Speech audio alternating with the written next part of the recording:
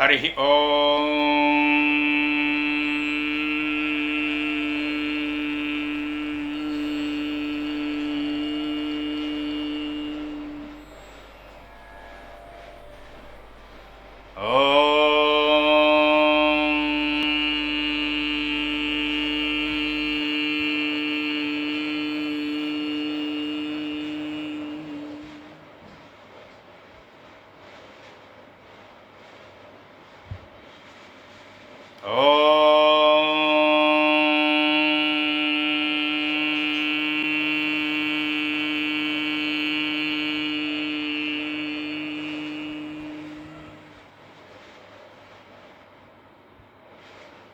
గురుర్బ్రహ్మా గురుర్విష్ణుః గురుర్దేవో మహేశ్వరః గురుః సాక్షాత్ పరం బ్రహ్మ తస్మై శ్రీ గురవే నమః. మూర్తిత్వే పరికల్పితస్య శిభృతో వర్త్మా పునర్జన్మనాం ఆత్మేత్యాత్మవిదాం క్రతుశ్చ యజతాం భర్తామరజ్యోతిషాం లోకానాం ప్రళయోద్భవస్థితి విభుశ్చానేకధాయ శ్రుతౌ వాచం నః సదదాత్వనేకకిరణః త్రైలోక్యదీపో రవిః యకిరాలకులాంబోధివిధుమానందరూపిణం అనంతార్యతనూజాతం కృష్ణం వందే జగద్గురుం శ్రీకృష్ణమాచార్యమనంతపుత్రం సత్సాధుమిత్రం కరుణార్ద్రనేత్రం గురుం గురూణాం పితరం పితॄణాం అనన్యశేషశరణం ప్రపద్యే అనన్యశేషశరణం ప్రపద్యే అనన్యశేషశరణం ప్రపద్యే. శ్రీకృష్ణార్యశిష్యరాజం జ్యోతిశ్శాస్త్రప్రబోధకం శ్రీపథమార్గమార్తాండం లక్ష్మణార్యమహం భజే.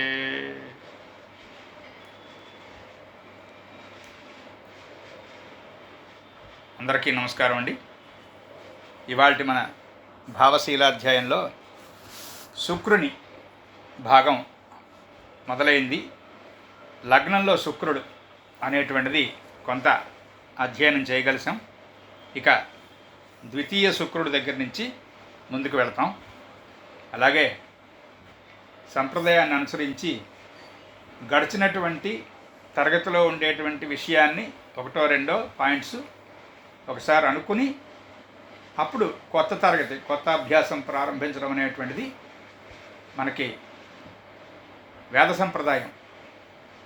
నిన్నటి పాఠం ఒకసారి పునరావలోకనం చేసుకుని, మరీ పెద్ద పాఠం అయితే చిట్ట చివరిలోది కొంచెం ముక్క ఒకసారి చెప్పుకుని అప్పుడు కొత్త పాఠం చెప్పుకుంటారు. వేదాధ్యయనం అనేటువంటిది దానికి ప్రధానమైనటువంటి లక్షణం. అదే మనకి జ్యోతిష్ శాస్త్రానికి కూడా యోగశాస్త్రానికి కూడా ఉంది అని మాస్టర్ గారు చెప్పారు. ఆయన అలా ఆచరించారు. మనం కూడా అలాగే గడిచిన క్లాసులోది ఒకటి రెండు పాయింట్స్ చెప్పుకొని కొత్త క్లాసులోకి వెళ్తాం. లగ్నంలో ఉన్నటువంటి శుక్రుడు మనకి చాలా చక్కనైనటువంటి లక్షణాలు కలిగి ఉంటాడు. సున్నితత్వము సుకుమారత్వము అనేటువంటివి, లలిత కళల్లో ప్రవేశము, కొండకొచ్చో ప్రాధాన్యత ప్రావీణ్యత కూడా ప్రసాదిస్తాడని చెప్పుకున్నాం.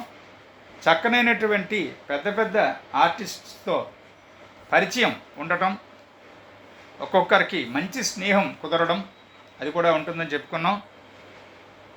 చాలా చక్కనైనటువంటి అందమైనటువంటి అట్రాక్ట్ చేసేటువంటి మొహం ఉంటుంది ఈ లగ్నంలో శుక్రుడు ఉన్న వాళ్ళకి అని చెప్పుకున్నాం. తర్వాత ఇలా positive side of the Venus placed in ascendant చాలా పాయింట్స్ చెప్పుకుని, negative side of the same topic మనం కొన్ని అనుకున్నాం. ముఖ్యంగా శుక్రుడు ఎప్పుడైనా సరే చెడిపోతే ఉండేటువంటి లక్షణాల్లో లగ్నంలో ఉన్నటువంటి శుక్రుడు కనుక కుజుడు కారణంగా చెడిపోతే మటుకు శీలం మొట్టమొదట చెడిపోతుంది అని చెప్పుకున్నాం. మద్యపానము అనేటువంటిది అది బాగా, అతి కాముకత అనేటువంటిది అవి బాగా ఇబ్బంది పెడతాయి మనిషిని. అలాగే శనితో కనుక చెడిపోతే, అంటే లగ్నంలో శుక్రుడుండి కుజుని యొక్క అవయోగం, అలాగే శని యొక్క కారణం చేత అవయోగం పట్టడం, అలాంటివి ఏమైనా ఉంటే రక్తం చెడిపోతుంది. అంటే పుట్టుకతోనే సెప్టికేమియా అనేటువంటిది అలాంటివి, అంటే రక్తం చెడిపోవడం. ఏమియా అంటే బ్లడ్, సెప్టికేమియా అంటే బ్లడ్ సెప్టిక్ అవటం. అలాంటి కండిషన్స్ బైబర్తే ఉన్నాయట. అంటే వీనస్, లగ్నంలో వీనస్ ఉండి శాటర్న్తో స్క్వేరో, అపోజిషనో, క్వాడ్రంట్ ఆస్పెక్టో అలాంటివేవో ఉంటున్నాయి అని అర్థం. దానివల్లే కాదు, మిగతా కారణాల వల్ల కూడా ఈ శాటర్న్ అండ్ వీనస్ ఎఫ్లిక్షన్ అనేటువంటిది, that to Venus placed in ascendant అయితే గుండె జబ్బు, డయాబెటీసు, అంటే ఇన్ఫెంట్ స్టేజ్లో బాగా చంటి పిల్లలప్పుడు కూడా గుండె జబ్బు ఉందండి, మధుమేహం ఇబ్బంది పెడుతోందండి అనేటువంటి కేసెస్ అలా ఉంటాయి. ముఖ్యంగా చెప్పుకున్నాం మనం, వీనస్ అంటే మూత్రాశయము. అలాగే ఈ అంటే ముఖ్యంగా లిబ్రా రాశి, వీనస్ గ్రహము, ఆ రెండింటిని చూసినప్పుడు మనం హెల్త్కి సంబంధించి కిడ్నీస్ని ముందు గుర్తు తెచ్చుకోవాలి. ఏమాత్రం వీనస్ చెడిపోతే కిడ్నీస్ని జాగ్రత్తగా చూసుకోమని. ఇలా ఇంకా యురేనస్తో కనుక లగ్నం శుక్రుడు చెడిపోయాడు అనుకోండి, అసలు వాళ్ళకి పూర్తిగా చాలా దుశ్శీలత, సుమారుగా వావి వరస ఉండవు అని చెప్తారు. లగ్నంలో ఉన్న శుక్రుడు కనుక యురేనస్తో చెడిపోతే. అదే కనుక లగ్నం శుక్రుడు యురేనస్తో చెడిపోయి జూపిటర్తో, సన్నుతో మంచి మంచి ఆస్పెక్ట్స్ పొందాడు అనుకోండి, అప్పుడు పెద్దల యొక్క సాంగత్యం వలన, చక్కనైనటువంటి గ్రంథ పఠనం వలన, అలాంటి వాటి చేత సుమారుగా 25-30 సంవత్సరాల వయసు వచ్చిన దగ్గర నుంచి వాళ్ళు చాలా అత్యద్భుతంగా మారిపోయి చాలా పునీతులుగా ఎదుగుతారు. చిన్నప్పుడు ఏదో చెడిపోయారు, ఏదో సరే, మనం ఆ విషయంలో వాళ్ళని తిట్టక్కర్లేదు. కానీ మాస్టర్ క్లియర్గా చెప్పారు ఈ విషయంలో, వాళ్ళు ఫిజికల్గా చెడిపోయారు, నువ్వు మెంటల్గా చెడిపోయావు అంతే, కాబట్టి ఎవరిని క్రిటిసైజ్ చేయకు అన్నారు. మనిషికి ఆయన ఇచ్చినటువంటి చాలా పంజెంట్ స్టేట్మెంట్స్, ఆయన హ్యూమన్ సైకాలజీ మీద చాలా గట్టిగా చెప్పిన స్టేట్మెంట్స్లో అదొకటి. మనకి జీసస్ క్రైస్ట్ కూడా అదే చెప్పేట, బైబిల్లో ఉంటుందిట. సూర్యుని కింద నీతిమంతుడు ఒక్కడునూ లేడు, అది బైబిల్ వాక్యం. ఆయన ఏకంగా సూర్యుడి కింద నీతిమంతుడే లేడని సరే ఏకంగా. అంటే చాలా డెప్త్ ఉన్నటువంటి స్టేట్మెంట్స్ అవి, వాళ్ళు ఉత్తినే మాట్లాడిన మాటలు కాదు. అంటే బయటికి చెప్పేవి శ్రీరంగ నీతులు అన్నట్టుగా ఉంటుంది. ఇక్కడ వీనస్ కనుక యురేనస్తో చెడిపోతే, ఒకవేళ కనుక అలా లేరేమి, యురేనస్ స్క్వేర్ వీనస్ ఉండి, ఆ వీనస్ లగ్నంలో ఉండి కూడా వాళ్ళు చాలా పవిత్రంగా ఉన్నారే అని అంటే కనుక, 9th హౌస్ జూపిటరు, అంటే 9th హౌస్ అంటే మరి ఇక్కడ లగ్నాన్ని చూస్తాడుగా, 9th హౌస్లో జూపిటర్ ఉన్నాడంటే ఫాదర్, లెజెండ్ ఫాదర్, చాలా అత్యద్భుతమైనటువంటి తండ్రి 9th హౌస్లో జూపిటర్ ఉన్న వాళ్ళకి. కాబట్టి పరంపర చాలా అత్యద్భుతమైన పరంపర కనుక వీళ్ళకి ఏదో 10 ఏళ్ళు, 15 ఏళ్ళు, 20 ఏళ్ళు వచ్చే వరకు కొంత అటు ఇటుగా తిరిగినా చాలా చక్కగా సెటిల్ అవుతారు. చాలా చక్కని భక్తులు, మంచి సాధకులు అవుతారు వాళ్ళు. అలా చూసుకోవాలి జాతకం ఎప్పుడూ కూడా. జ్యోతిష్ శాస్త్రంలో మనం ప్రతిసారి చెప్పుకుంటున్నటువంటి పాయింట్ ఇప్పుడు కూడా మళ్ళీ 1కి 2 సార్లు, 2కి 4 సార్లు, 10 సార్లు, 100 సార్లు చెప్పుకోవాల్సిన పాయింట్ ఏంటంటే, ఎంటరింగ్ ఇంటు ది చార్ట్. అది చాలా చాలా ముఖ్యం. ఎంత సబ్జెక్ట్ ఎక్వైర్ చేసాము, ఎన్ని సూత్రాలు కంటతా పెట్టాము, ఎన్ని శ్లోకాలు వచ్చి మనకి, ఎన్ని వందల గ్రంథాలు పారాయణ అయిపోయింది అన్నది ముఖ్యమే కాదు. 2 విషయాలు ప్రిడిక్టివ్ ఎస్ట్రాలజీ అనేటువంటి దానికి 2 కళ్ళలా పనిచేస్తాయండి నాకు తెలిసి. ఒకటి సమయస్ఫురణ, సమయానికి స్ఫురించాలి. ఏ చార్ట్లో ఏ ఆస్పెక్ట్ చూస్తున్నప్పుడు దానికి సంబంధించినటువంటి ఆలోచన స్ఫురించాలి, అది ఒకటి. రెండోది ఏంటంటే ఆ సమయస్ఫురణతో పాటు గురువు అనేటువంటి పదార్థాన్ని మనం ఎప్పుడూ కూడా విడిచిపెట్టకుండా, అంటే విడిచిపెట్టకుండా అంటే దానికి ఏం చెప్పారు నిర్వచనం? మెళుకు వచ్చిన దగ్గర నుంచి నిద్ర పట్టే వరకు అన్నారు. ఉదయం మెళుకు వచ్చింది, శ్రీ గురుభ్యో నమః అంటూ నిద్రలే. నిద్రపోయే ముందు రాత్రి అసలు పగలు పడుకోవడం అనేటువంటి తప్పు. దివాస్వాపనం అనేటువంటిది పూర్తిగా పాపం, అది లేదు.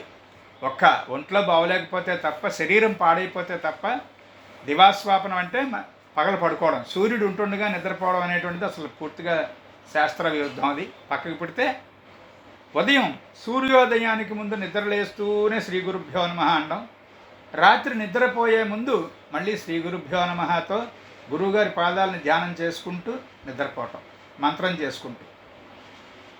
సో ఈ గురుస్మరణము, గురుస్పర్శ అనేటువంటిది అది ఒక కన్ను. దానివల్లనే వచ్చేటువంటి ప్రాక్టీస్లో వచ్చేటువంటి లక్షణం ఈ సమయస్ఫురణ, సమయానికి స్ఫురించటం, దానివల్లే వస్తుంది. గురువుని నిరంతరము మస్తిష్కంలో ఉంచుకొని పుస్తకం చదువుకున్నా, డ్యూటీ చేస్తున్నా, ఏం చేస్తున్నా, ప్రత్యేకంగా మన శాస్త్రాధ్యయనం చేస్తున్నా, ఎవరిదైనా చార్ట్ చూస్తున్నా, గురువు అనేటువంటి ఒకటి మన ఊపిరి ఎంత ముఖ్యమో గురువుగారు అంత ముఖ్యమో అన్నట్టుగా అది గురు సాధన. సద్గురువుని సాధన చేయడము అనేటువంటిది అది పద్ధతి. అంచేత ఆ రెండూ కూడా రెండు కళ్ళలా పనిచేస్తాయి, ముఖ్యంగా ఎస్ట్రాలజీకి, వైద్యానికి, ఈ రెండింటికి కూడా. అంచేత ఈ విధంగా ఉన్నటువంటి లగ్నంలో శుక్రుడు కనుక నెప్ట్యూన్తో మంచి ఆస్పెక్ట్లో ఉంటే గ్రహాంతరయానము, లోకాంతరయానము వాటితో పాటుగా శరీరము విడిచిపెట్టిన తర్వాత ఉండేటువంటి కథ, దానికి సంబంధించినటువంటి అనుభవం, అలాగే సమస్తమైనటువంటి దేవతాగణము ఆ అనుభవమే కాకుండా స్పర్శ, అంటే స్పర్శానుభవం అంటే ఇంకా చాలా లోతైన విషయం. దేవతా దర్శనం వేరు, స్పర్శనం వేరు, అది చాలా గట్టిది. అలాంటివి ఈ నెప్ట్యూన్కి, వీనస్కి మంచి ఆస్పెక్ట్ ఉండి వీనస్ లగ్నంలో పడితే అలా ఉంటుంది. సో అక్కడికి లగ్నం వీనస్ కొంత చెప్పుకోగలిసాం. ఇవాళ మళ్ళీ గట్టిగా పునరావలోకనం చేసుకున్నాం. ద్వితీయం శుక్రుడు, వీళ్ళకు కూడా చాలా చక్కనైనటువంటి కళ్ళు బాగుంటాయి.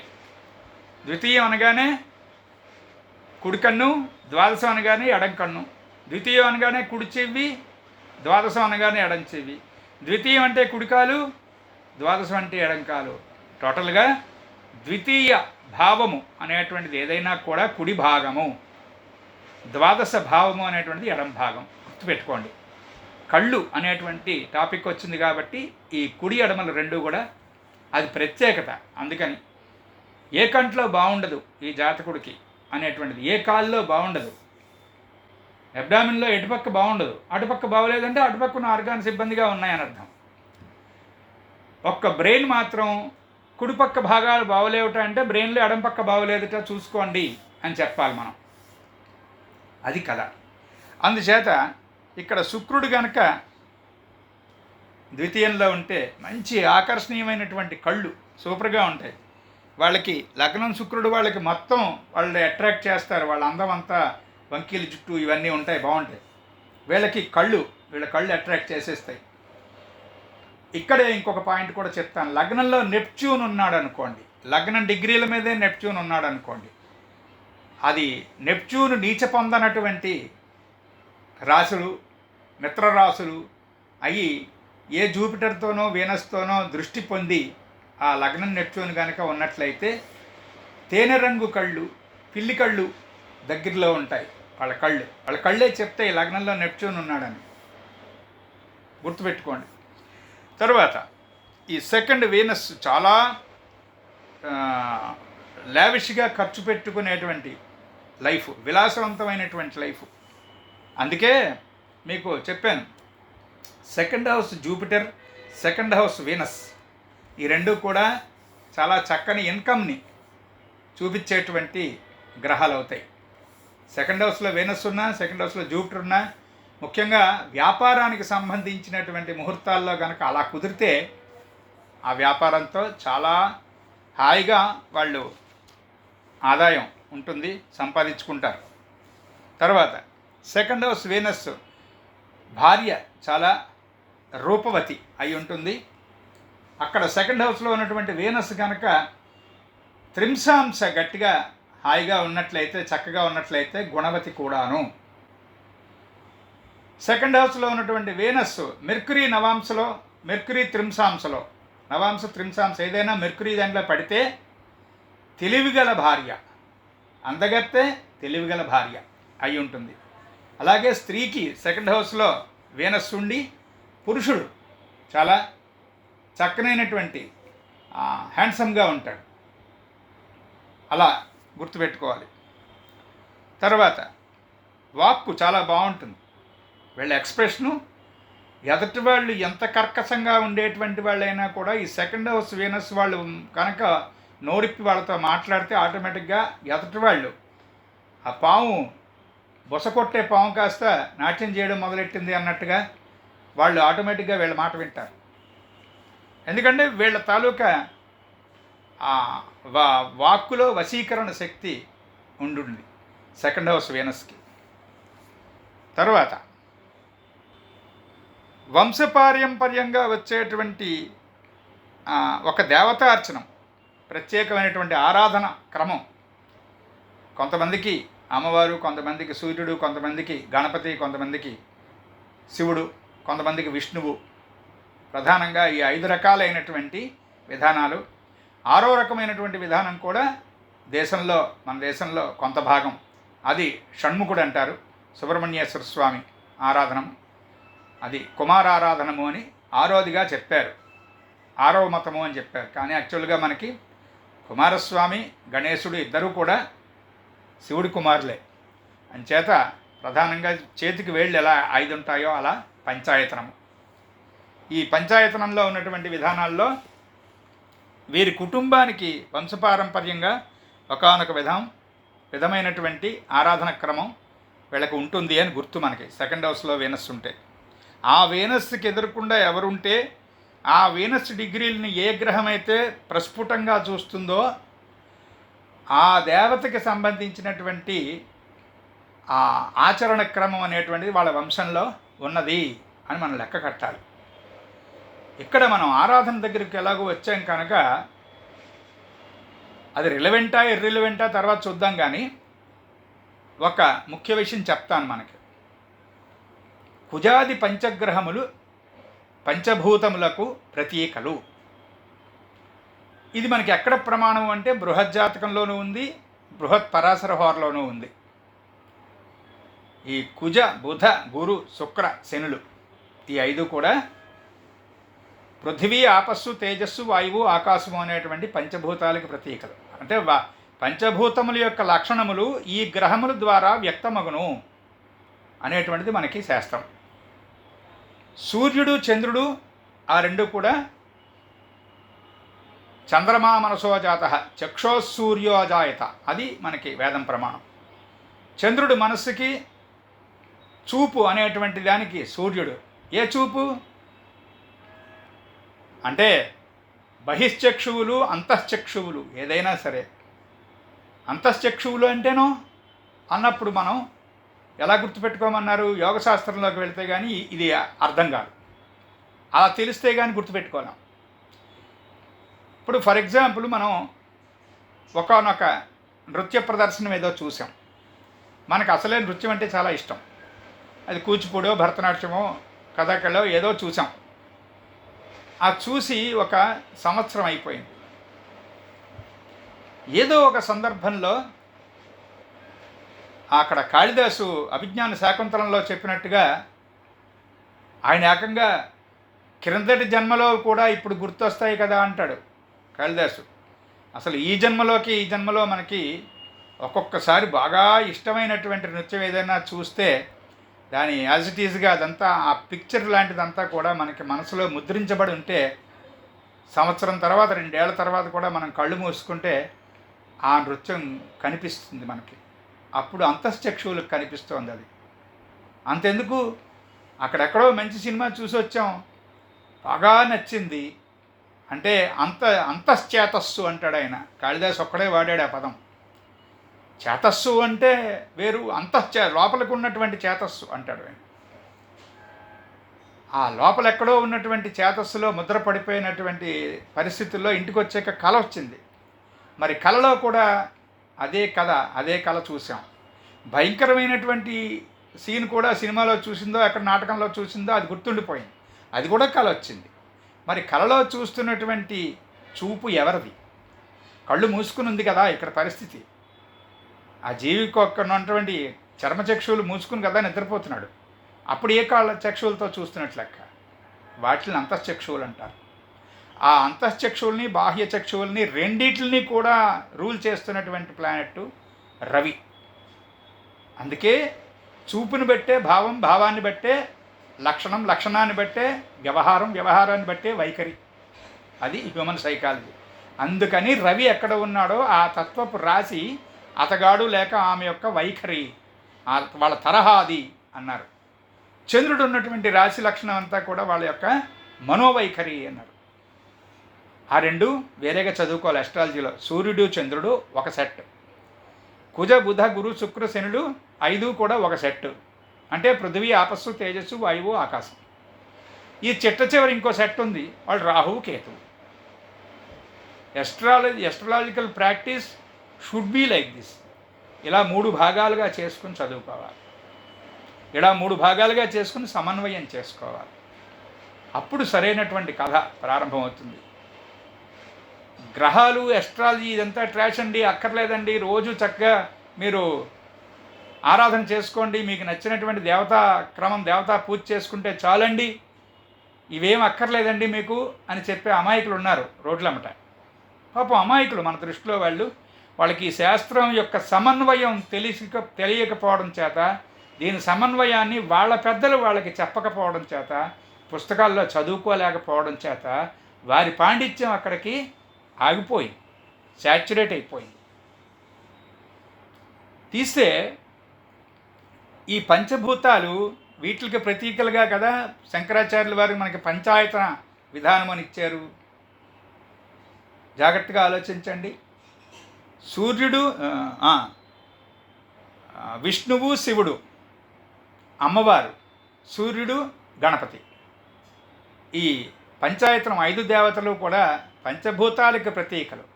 పంచభూతాలతో చేయబడిందే పాంచభౌతికమైనటువంటి ఈ శరీరం. ఈ శరీరంలో ఉన్నటువంటి ఇండ్వెల్లరే జీవుడు. ఈ జీవుడు ఇందులో తానున్నాను అని కాకుండా, ఆ మాయలో పడకుండా తనలో ఈ శరీరం ఉంది, తన మీద ఈ శరీరం వెబ్లాగా తేలుతోంది అని గుర్తించి మాయాతీతమైనటువంటి స్థితిలో జీవించడం అనేటువంటి మోక్ష మార్గానికి వెళ్ళడం అనేటువంటిదే హయ్యెస్ట్ సాధన. కనుక ఆదిశంకరాచార్యుల వారు మన శ్రేయస్సు కోరే పంచాయతన విధానాన్ని ఇచ్చారు మనకి. మనవాళ్ళు పాపం పండిత ప్రకాండులు తెలియక పంచాయతన పూజ వేరు, ఎస్ట్రాలజీ ప్రాక్టీస్ వేరు అని వెడగొట్టేశారు. ఎందుకు? రెండిటికీ కలిపిన సమన్వయం లేదు వాళ్ళ దగ్గర. ఈకే గారి క్లాసెస్ కానీ, ఎంఆర్ఎల్ గారి క్లాసెస్ కానీ విన్నవాళ్ళు కాదు వాళ్ళు. అందుకు వచ్చింది ఆ బాధ అంతా. తీస్తే వాళ్ళు చేశారు, ఆచరించారు. ఈకే గారు ఆచరించారు, ఎంఆర్ఎల్ రావు గారు ఆచరించారు. గ్రహ సంపుటి, గ్రహముల యొక్క 5 గ్రహములు, కుజుడు అగ్నికి, బుధుడు భూమికి, అదేమిటి కుజ బుధ గురుడు, గురువు ఆకాశానికి, శుక్రుడు జలములకు, శని వాయువునకు ప్రతీకలు. నేను కావాలంటే ఆ లిస్టు మళ్ళీ మీకు గ్రూప్లో రాసి పంపిస్తాను. అయినా ఇప్పుడు నేను చెప్పాను కాబట్టి మీరైనా రాసుకోవచ్చు. వీళ్ళు ఎవరైతే ఈ పంచభూతాలకు సంబంధించినటువంటి దేవతాగణం ఉన్నదో, ఆకాశానికి సంబంధించినటువంటి గ్రహం బృహస్పతి అనుకున్నాం కదా, ఆ బృహస్పతిని రిప్రజెంటేట్ చేస్తున్నటువంటి దేవతే గణపతి. శుక్రుడు రిప్రజెంటేట్ చేసేటువంటి దేవత అమ్మవారు. అలా శనీశ్వరుడు రిప్రజెంట్ చేస్తున్నటువంటి దేవతే నారాయణుడు లేక విష్ణువు, ఏదైనా అనుకోండి మీ ఇష్టం. అలా మనకి ప్రత్యేకమైనటువంటి క్రమం ఉంది. ఆ క్రమంలో పంచాయతనం మనం మధ్యలో ప్రధానమైనటువంటి దేవతని, చుట్టుపక్కల 4 మూలల్లో 4 దేవతల్ని ఒక క్రమం ఉంది దానికి అరేంజ్ చేసుకోవడానికి. ఆ క్రమం ప్రకారం ఆ పంచాయతనం ఆరాధన చేస్తున్నాం. అక్కడ మనం చేస్తున్నది ఈ గ్రహారాధన కూడా దాంతోపాటు సమన్వయం చేసుకోగలిగితే గ్రహ పంచాయతన విధానము అన్నారు దాన్ని. అది నాకు తెలిసినంత మటుకు ఈకే గారు ఆచరించారు, అది ఎంఆర్ఎల్ రావు గారికి చెప్పారు, ఎంఆర్ఎల్ రావు గారు ఆచరించారు. మన దగ్గర ఆ నోట్స్ ఉంది, మనం పుస్తకం వేసాం దాన్ని. గ్రహ పంచాయతన విధానం కావాల్సినటువంటి వాళ్ళు వాడుకుంటారు దాన్ని. తీస్తే ఇక్కడ ఆరాధనము అన్నాం కదా, ఈ ద్వితీయంలో శుక్రుడు ఉన్నటువంటి వాళ్ళు ఎవరైతే ఉంటారో ఆ శుక్రుడు ప్రిడామినెంట్గా ఏ గ్రహం చేత చూడబడుతోందో చెక్ చేస్తే వాళ్ళ ఇంట్లో ఆ దేవతకి సంబంధించిన ఆరాధన ఉన్నది అని మనకు తెలుస్తుంది. వారు ఏ కష్టంతో వచ్చినా, వాళ్ళు ఏ ఇబ్బంది చెప్పినా దాన్నే వాళ్ళకి మనం ప్రిస్క్రిప్షను అదే ఇవ్వాలి. అది చాలా అవసరం అన్నమాట. స్వధర్మే నిధనం శ్రేయ, పరధర్మో భయావహ, భగవద్గీత. వాళ్ళ స్వధర్మం ఏమిటి అనేటువంటిది మనకు తెలిసిపోతుంది అక్కడికి. అది సెకండ్ హౌస్లో ఉన్నటువంటి వీనస్సు ప్రత్యేకమైనటువంటి వంశపారంపర్యంగా అనువంశికంగా వస్తున్నటువంటి ఆరాధన విధానాన్ని తెలియజేస్తాడు అంటే దాని అర్థం అది. తర్వాత వీళ్ళకి చక్కనైనటువంటి ఆ సర్వ సౌఖ్యాలు కూడతాయి. సెకండ్ హౌస్ అంటే ఇంకేముంది, ధనగే అన్నారు దాన్ని, ధనస్థానము అన్నారు. అలాగే గే అంటే ఏమిటి, ఇల్లు అని. అలాగే కుటుంబం. ఇక్కడ మనకి సెకండ్ హౌస్లో వీనస్ ఉంటే అందమైనటువంటి భార్య లభిస్తుంది అన్నాడు చూసారా. ఎంచేత చెప్పి ఉండొచ్చు ఆ పాయింట్ ఆలోచించండి.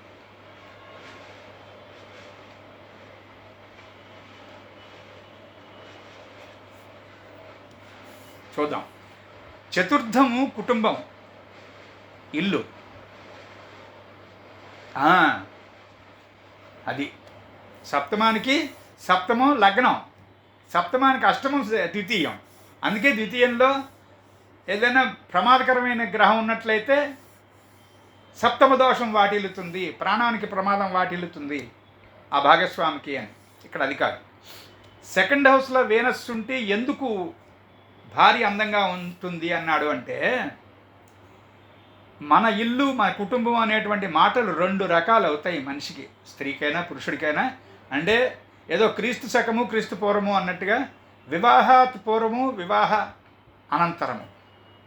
వివాహాత్ పూర్వము ఉన్నటువంటి స్థితిగతులన్నీ చతుర్థంలో ఉంటాయి. అంటే నాన్నగారు అమ్మగారేమో చతుర్థంలో ఉంటారు, దాని ఎదురుకుండా దశమంలో నాన్నగారు ఉంటారు. అలాగా ఆ ఇంటర్ప్రిటేషన్ మర్చిపోకూడదు. అది వివాహానికి పూర్వం ఉన్నటువంటి స్థితి, ఆ తర్వాత కూడా అదే కంటిన్యూ అవుతుంది, కరెక్టే. కానీ ఎప్పుడైనా స్త్రీకి తన పుట్టిల్లు పురుషుడికి తన పుట్టిల్లు అనగనక తీసుకున్నట్లయితే చతుర్థ భాగం. వివాహం అయిపోయిన తర్వాత స్త్రీకి కానీ పురుషుడికి కానీ ద్వితీయం వారి కుటుంబస్థానం అన్నది. తనది గృహము అన్నారు, వేస్మ గృహము అని చెప్పి పిలిచారు 4వ ఇంటిని. ఇది కుటుంబ స్థానం అన్నారు. కుటుంబం అంటే తన కుటుంబం అని.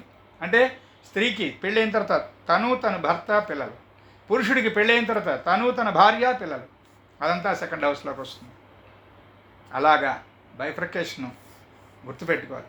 తృతీయం అనేటువంటిది షార్ట్ జర్నీస్, నవమం దాన్ని ఎదురకుండా ఉంటుంది, తృతీయానికి ఎదురకుండా నవమ స్థానం ఉంటుంది, అది లాంగ్ జర్నీస్.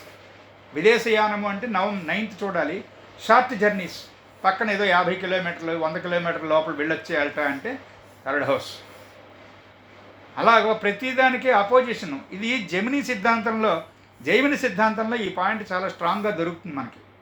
జెమిని అస్ట్రాలజీ కనుక చదువుకుంటే ఎదురకుండా ఉన్నటువంటిది ఏదైతే ఉందో అది దీని మీద దాని ప్రభావం అంతా ఉంటుంది. సప్తమంలో ఉన్నటువంటిదంతా కూడా లగ్నం మీద ప్రభావం చూపిస్తుంది, ద్వితీయంలో ఉన్నదంతా కూడా అష్టమం మీద భావం చూపిస్తుంది. అలా అది సేమ్ ఇక్కడ మనం గుర్తుపెట్టుకోవాలి చదువుకుంటూ ఉన్నప్పుడు. అలాగే ఈ కుటుంబం అంటే ద్వితీయం, ఆ ఇల్లు పుట్టినప్పుడు ఇల్లు ఉన్నటువంటిది వ్యవహారం అంతా చతుర్థం. అందుకే చతుర్థం తల్లి, దశమం తండ్రి, అలా గుర్తుపెట్టుకోవాలి. తర్వాత అక్కడ వరకు చెప్పుకున్నాక వీళ్ళు కొత్త వాళ్ళ ఇళ్లల్లో కూడా చాలా చనువు. అంటే కొంతమందికి పాపం బిడియం, వాళ్ళు ఎవరో తెలియదు మనకి, బాగుండదులే అని ఆ ముందుగతితో సరిపెట్టుకుంటారు.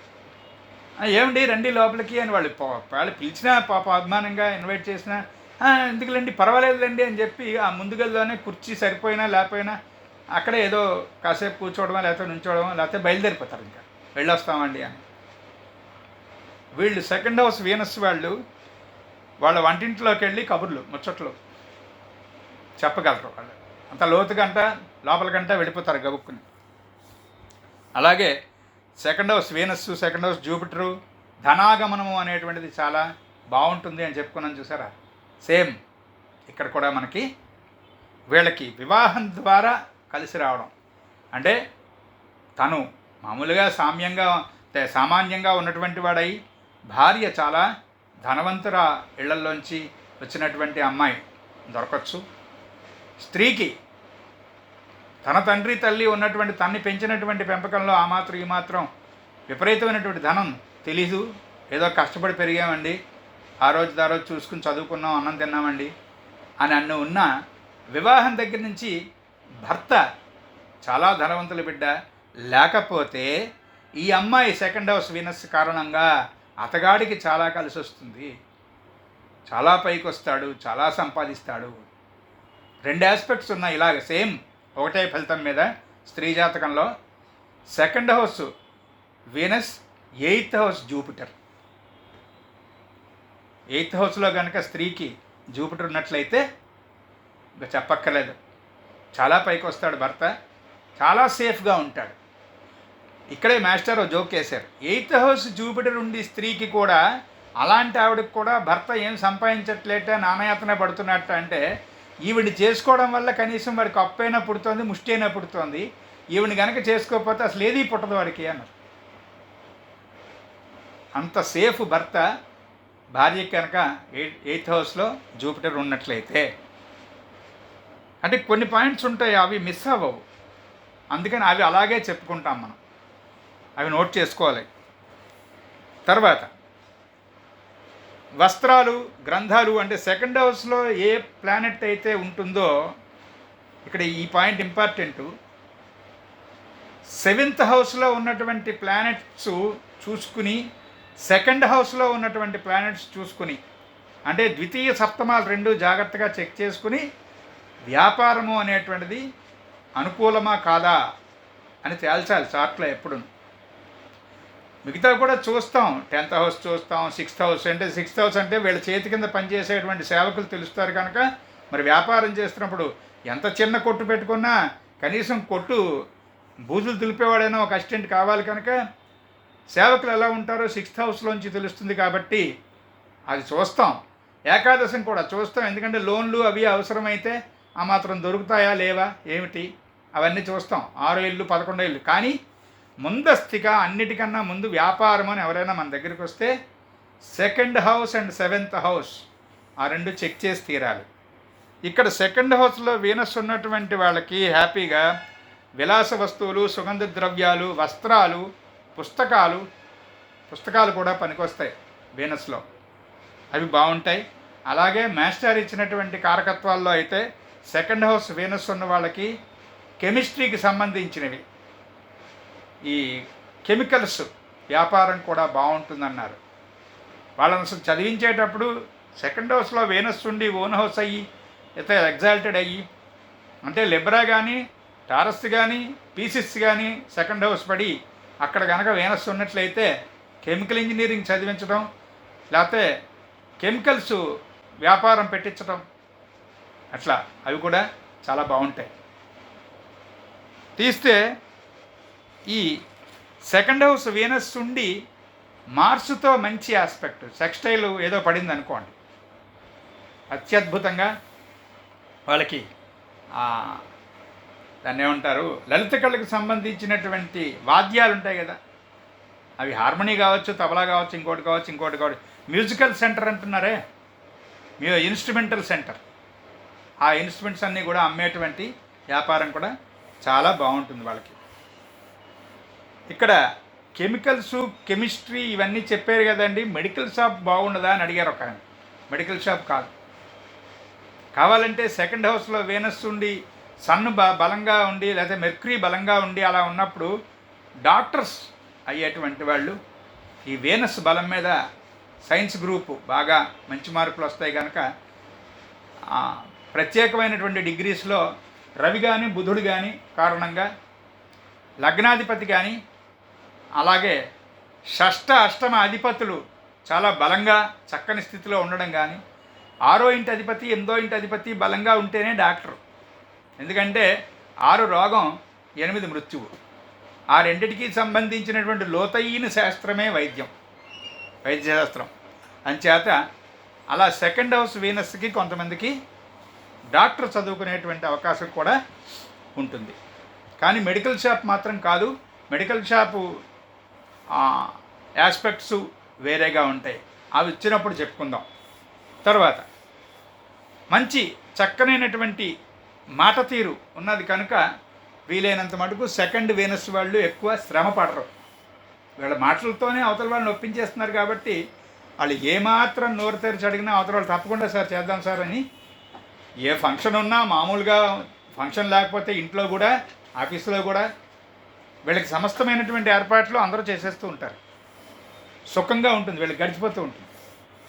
అలాగే చెప్పుకున్నాం మొన్న లగ్నం వీనస్తో పాటు సెకండ్ హౌస్ వీనస్కి కూడా లిక్విడ్ అంటే పాలు పళ్ళు పళ్ళరసాలు అవి చాలా ఇష్టంగా ఉంటుంది. సెకండ్ హౌస్లో వీనస్ ఉంది, దాని నుంచి ట్రైన్లో 6లో పడ్డాడు అనుకోండి శని, అప్పుడు ట్రైన్ అవుతుంది కదా, కోణ దృష్టి కదా, 2, 3, 4, 5, 6 అక్కడ కనుక శని ఉండి ఈ వీనస్కి ఆ శాటర్న్కి ట్రైన్ ఉండి సెకండ్ వీనస్ పడితే రెండు విషయాలు ఖచ్చితంగా చెప్పచ్చు. డిగ్రీలు కనుక అలా సూట్ అవుతాయి. ఐస్ క్రీమ్ పార్లర్ వాళ్ళు పెట్టినా కోట్లు గడిస్తారు. ఐస్ క్రీమ్ వాళ్ళకు కూడా ఇష్టం బాగా. ఐస్ క్రీమ్ తాలూకా యాస్పెక్ట్ ఏం చెప్పబడింది ఎస్ట్రాలజీలో? Conjunction of moon and Saturn. ఇక్కడ వీనస్తో ఎందుకు చెప్తున్నాం మనం? వాళ్ళకి ఐస్ క్రీమ్ ఇష్టమని.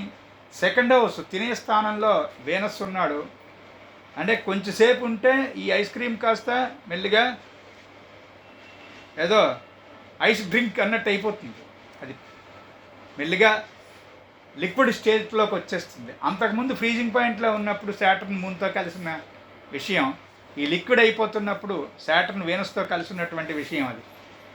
అలా సమన్వయం చేసుకుంటే మనకి ఎవరెవరు ఏ ఏ వ్యాపారాలు పెడితే బాగుంటుంది అనేటువంటిది చూసుకోవాలి.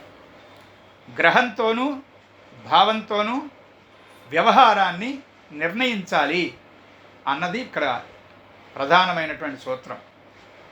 గ్రహము ద్వారా భావము ద్వారా, ముందు గ్రహం ద్వారా నిర్ణయించుకోవాలి, తర్వాత భావం ద్వారా కూడా దాన్ని సరిచేసుకోవాలి.